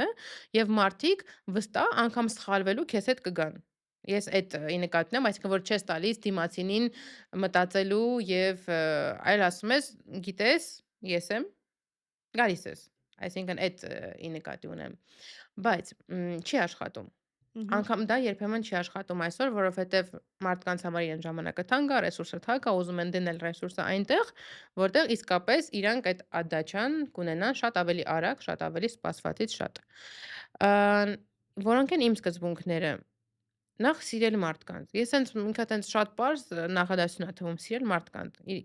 Իբր ոչ մի բան չկա դրա մեջ, բոլորն է բոլորին սիրում են, տենց չի։ Իրականում տենց չի։ Սիրել մարդկանց, այդ երբ որ դու գիտես, որ դիմացինը ենթադրենք սխալ է, ինչ որ տևական ժամանակ կարողանում ես իրեն հնարավորություն տալ, կարողանում ես հաշվի նստել իր խնդիրների հետ, կարողանում ես տևական ժամանակ, օրինակ, չգիտեմ, աջակցել ինչով հնարավոր է, անգամ քո անձնական ռեսուրսներով, ամեն ինչով, այսինքն սիրել մարդկանց, սիրել դիմացինիդ։ Եվ միշտ ինձ հարցնում են, դու ո՞նց ես անում, որ այն ամենավատ մարդիկ, որ գիտես, այսինքն վատն է։ Ո՞նց ես անում, որ իրանք քո հանդեպ տենց չեն կամ չի հասնում այդ քեզ։ Ասում, բայց ես ինչ եմ արել, որ ինքը իր վատ կողմը ինձ ցույց տա։ Այսինքն որպես ղեկավար ես միշտ կարողանում եմ իմ շուրջը այնպես անել, որ անգամ այդ վատ հատկանիշ մի դեպք ա ինձ հետ տեղի ունեցել, իմիջիայլոց վերջերս, բայց դա ոնց որ նենց դեպք ա, որ չարի դրան անդրադառնալ, որ իսկապես այդ վատը ես տեսել եմ։ Բայց ոնց որ ինձ թվում է այդ վատը շատերն էին տեսել, ոնց որ ես բացառություն չէի, ոնց որ այդ անցանք, իսկ մյուս պարագայում ես չեմ տեսել։ Ես 14 տարի ա ոլորտում աշխատում եմ եւ գործունեություն եմ ծավալում։ Գետ մեկ մարդ 450 ուսանողից կլինի, իմ աշխատակիցներից կլինի, թե իմ, չգիտեմ, ղեկավարն, ոչ մեկից ես չեմ տեսել վատ, որովհետև, չգիտեմ, տենց ա ստացվել կամ բախտավոր եմ։ Իսկ մյուս պարագայում սենց կարող եմ մեկնաբանել, եթե դու ղեկավար ես, այս երևի ամենա իմ համար կարևոր միտքն ա, երբ որ ես ինչ-որ պատասխանատվություն եմ վերցնում ինձ վրա։ Ուրեմն ոչ մի դեպքում քո պատասխանատվությունը չդնես քեզանից ավելի ոչ պատասխանատվության մեծ շրջանակ ունեցող մարդու վրա։ Այսինքն չդնես մի մարդու վրա, ով դրան համար պատասխանատու չի։ Եվ հետո պահանջես իրենից։ Այո։ Սա Ֆեյլի գլոբալ դեպքում։ թե պետական հաստատությունների, թե մասնավոր հաստատությունների բոլոր ղեկավար մշակույթների ճահիճն է։ Ու այն ղեկավարները, ովքեր չեն հեռանում եւ շարունակում են աշխատել ինչ-ինչ պատճառներով, այնտեղ մենք ինչ ենք տեսնում, բանը այդ կադրերի բաժնում այդ գրքույկը, օրինակ, չգիտեմ, ինչ հաստիքով անվերջ սենց պտտվում է։ Անվերջ, որովհետեւ բանը մասնագետը լավը չի, չէ, մասնագետի մեջ չի խնդիրը, դեռ ղեկավարի մեջ է, որտեւ թե ղեկավարը պատասխանատվության իր կարևորագույն շրջանակը թողնում է իր աշխատակցի վրա, վերջ այնտեղ էլ ինչ ղեկավար, այսինքն ղեկավարը Մասնագետը լավը չի փոխեք։ այո, Զուտ։ եւ ղեկավար ասելով ասենց եթե եզրափակեմ ընդհանուր, ղեկավարը ինձ համար այն մարդն է, ով դժվարությունների պատասխանատուն ինքն է, իսկ հաղթանակը կիսում է իր թիմի հետ։ Վերջ։ Այսինքն այնտեղ երկրորդ կարծիք չկա։ Եթե անգամ քո թիմը սխալ է կամ ինչ-որ սխալվել է, դու ես մեղավոր, դու ես պատասխանատու։ Հետևեիր, ճիշտ ուղղորդեիր, ինչ-որ մի բան անեիր, բայց ոչ թե ասես ինքն է մեղավոր։ Մատով էլ ցույց են տալիս հենց էլ, դա նոր մշակույթ է։ Չէ, տենց չի լինում։ Վերցրել ես, եթե ղեկավար պաշտոնում հասել ես ու վերցրել ես, համաձայնվել ես, վերջ, ուրեմն պիտի fail-ը քոնը լինի, հաջողությունը լինի քո թիմինը, ուրիշ տարբերակ չկա։ Միանշանակ ու կարծում եմ միայն այդպես է հաջողությունը ու կարծում եմ նաև ձեր հաջողությունն է դրանում կայանում, ինչու ոչ։ Մի բան էլ կարող եմ ավելացնել, մեկ էլ երկրորդ առանցքը, որ ինձ մոտ միշտ գնում է, որ միշտ պետքա թիմը մտածի, որ բոլոր հաջողությունները հասնողը իրանք են։ Այսինքն ինձ համար միշտ չափանիշ ա եղել մեր բոլոր հաջողությունները երգչախմբի կամ տարբեր ասենք, հա, կոլեկտիվների մեջ, երբ որ մտածել եմ, որ դա իրանք են արել 100%-անոց եւ քո ներգրավվածությունը չկա, իրանք առանց քեզ էլ դա կարող են անել, այդ իմ 100%-անոց ոնց որ բանն է, կնիքն է, որ ստացված ուրեմն համակարգ ա եղել, որ մարդիկ գիտակցում են հենց այս պայծրությամբ սկենայում մենք նման իրադրություն ունենք, որ մեր արտիստները, ովքեր որ հիմա նոր պրոդուկտի մասնակիցներն են, ամեն ելույթից հետո իրանք գիտեն, որ դա իրանց հաղթանակն է։ Եվ ես շռայլորեն թույլ եմ տալիս այտենց մտածելու։ Դա նշանակում է, որ իրենց ղեկավարը վախ չունի անփոխարինելի լինելուց։ Անփոխարինելի մարդիկ չկան։ Ես չլինեմ, մյուսը կլինի։ Ժամանակն է ղեկավարներ, որոնք այդպես են մտածում ու կարծում եմ նաև դա նկատի ունեիր, որ ես իսկապես շատ կուզենամ մեր երկրում տարբեր ոլորտներում ղեկավար պաշտոններում մարդիկ այդպես մտածեն։ Ինչ վախեր ունեն երաժիշտները, Մաշա։ Սահուն անցում եմ անում։ Ես կենդանիներից, օծերից։ Կան մասնագիտական վախեր, թե արդեն անդրադառնանք քո ֆոբիաներին, իրացիոնալ վախերին։ Մասնագիտական վախեր, ես կարող եմ ասել, որոնք կան, բայց ես բարեբախտաբար դրանք չունեմ, սակայն շատ երևի թե հայտնի դեպքեր դուք կիմանաք, որ երաժիշտները վախերի պատճառով հրաժարվում են բեմից։ Եվ մենք գիտենք շատ երաժիշտներ, ովքեր անգամ 60 տարեկանում դողալով են մտնում բեմ, բայց իրանք թոփ են, այսինքն իրանցից այն կողմ այդ պահին գործող կատարող երաժիշտ մենք չենք պատկերացնում, բայց մենք չգիտենք դրա ետնաբեմում ինչպիսի հոգեբանական աշխատանքներ են տարվում։ Եվ այս առումով կարծում եմ արդեն շատ պրոֆեսիոնալ քայլեր են կատարվում, որ կոնսերվատորիաներում այսօր կան հենց այդ հոգեբանական department-ները, ովքեր աշխատում են երաժիշտների հետ, անկախ նրանից դու այս պահին ունես այդ վախը թե չէ, վաղը կարող է քեզ հետ մի հատ դեպք լինել, որից հետո քո համար դա կարող է ճակատագրական լինել եւ իրանք քեզ պատրաստում են բոլոր տեսակի ֆեյլերին, բոլոր տեսակի անհաջողություններին, այո, որովհետեւ յուրաքանչյուր արտիստի կյանքում հավատացեք կա շատ բարդ է, որ արտիստը միշտ պետքա իդեալական ամեն ինչը ցուցադրի եւ անգամ չխոսի իր ֆեյլերի մասին, որովհետեւ դա մարդիկ ավելի շատ են հիշում, քան այն բոլոր հաջողված օրինակ պրոյեկտները կամ կատարումները եւ այլն։ Միշտ այդպես է, մարդն էլ ինքը իր սխալը ավելի շատ է 2-ից 2.5 անգամ ավելի շատ է հիշում, քան իր հաջողությունները։ Շատ ճիշտ է, որովհետեւ երբ որ ասում եմ մի հատ դեպք վերջերս իմ հետ եղել, որ տեսել եմ մարդու վատ կողմերը, որ ասում եմ ինձ հետ տենց բան չէր եղել, այդ ընդհանրապես մի պատմություն է իմ կյանքում, որ ես տեսել եմ մարդիկ ինչպիսին են լինում, ես չեմ մոռանում դա։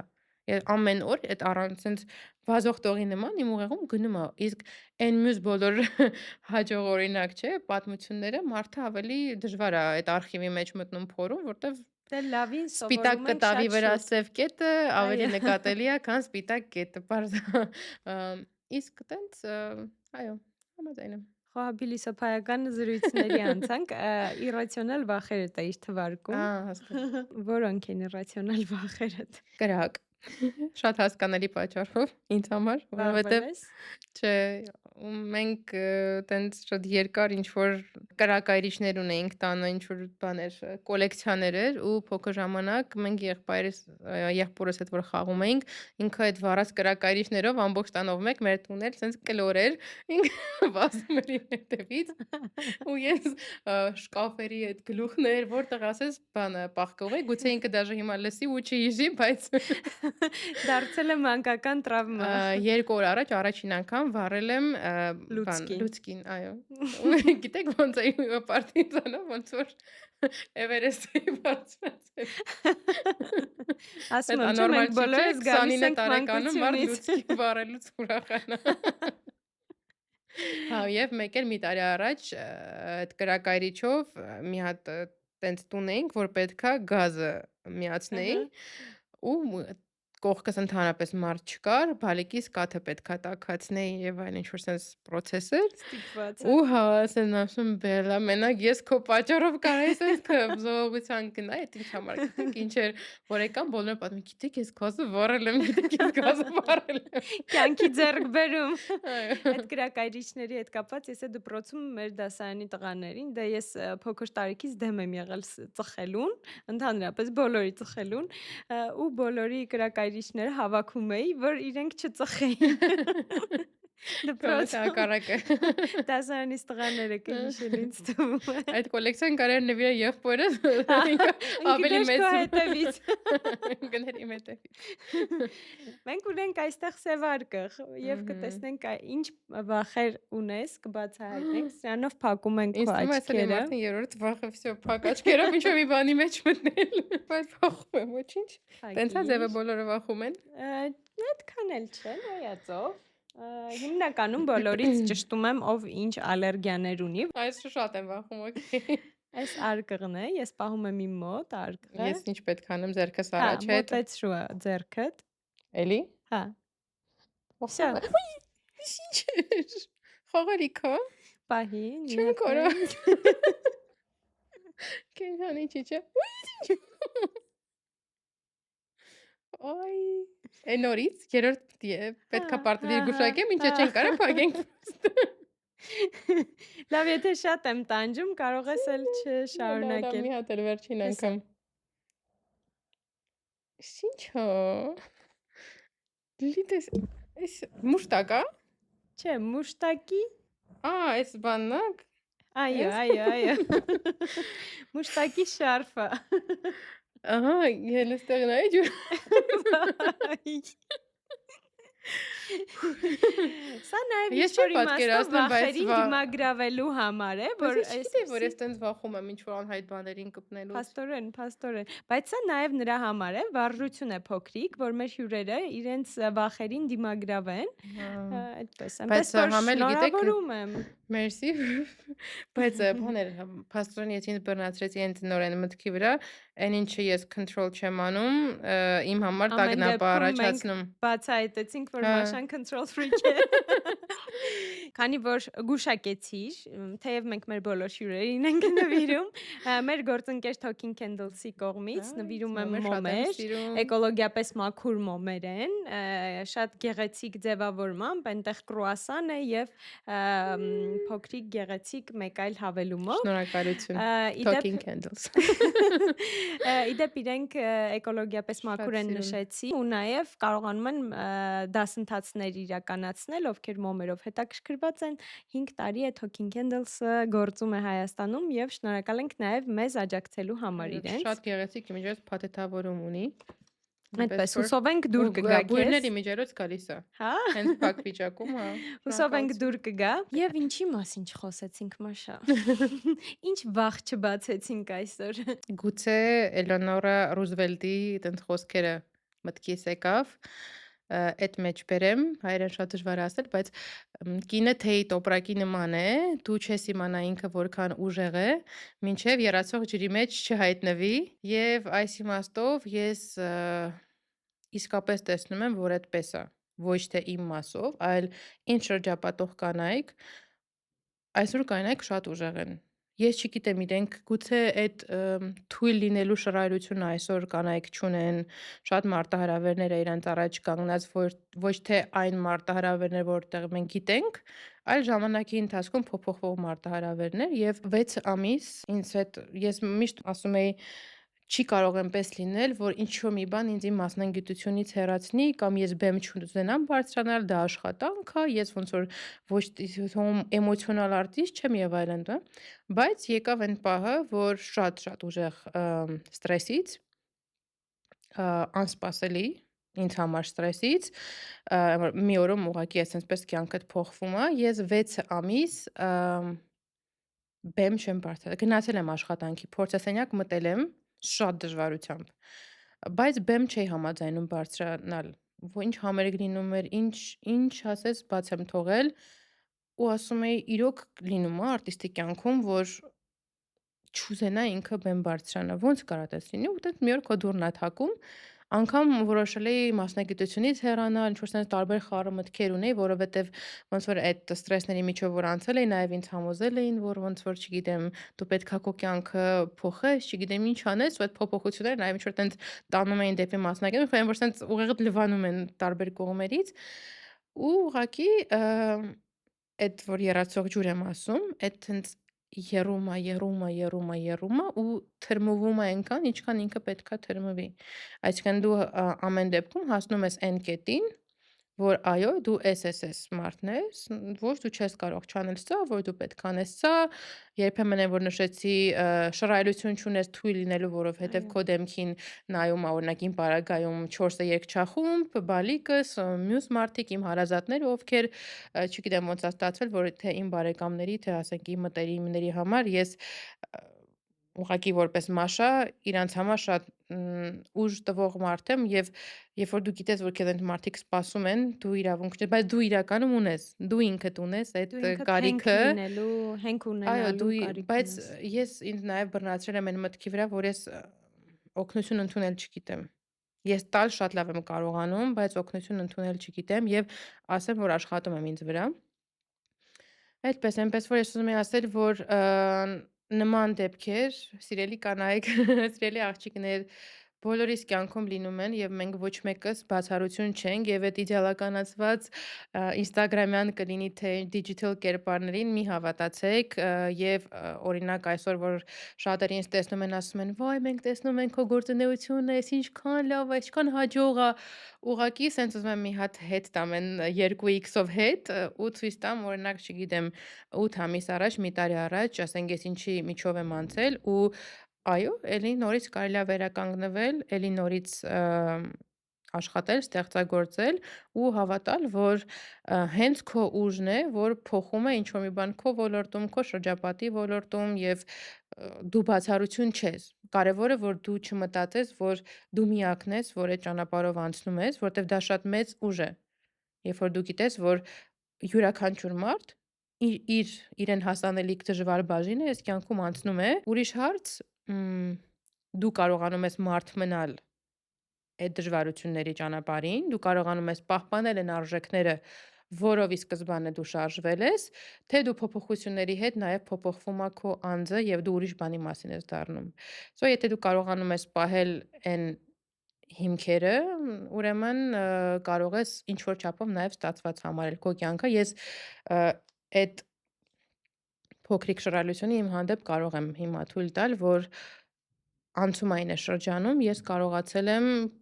պահպանել իմ կյանքում 2 շրջան ա տենց եղել, մի անգամ էլ փոքր ժամանակ եւ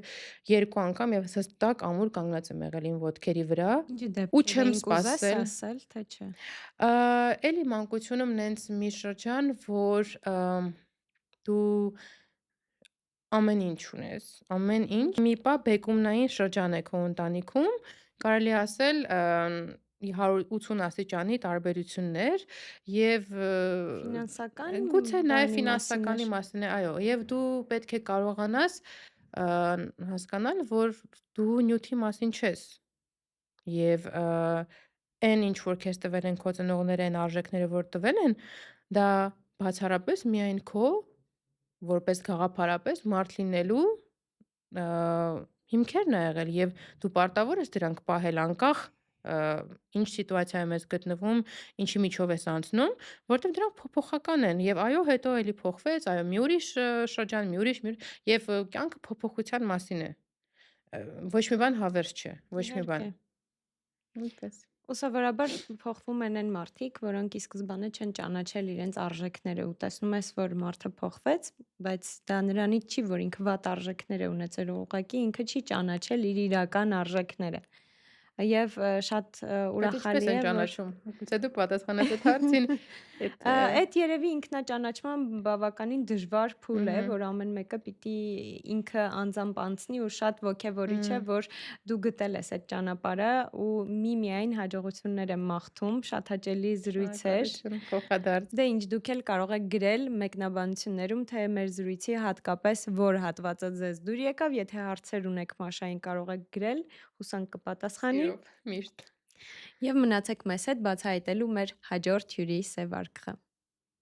Շնորհակալություն։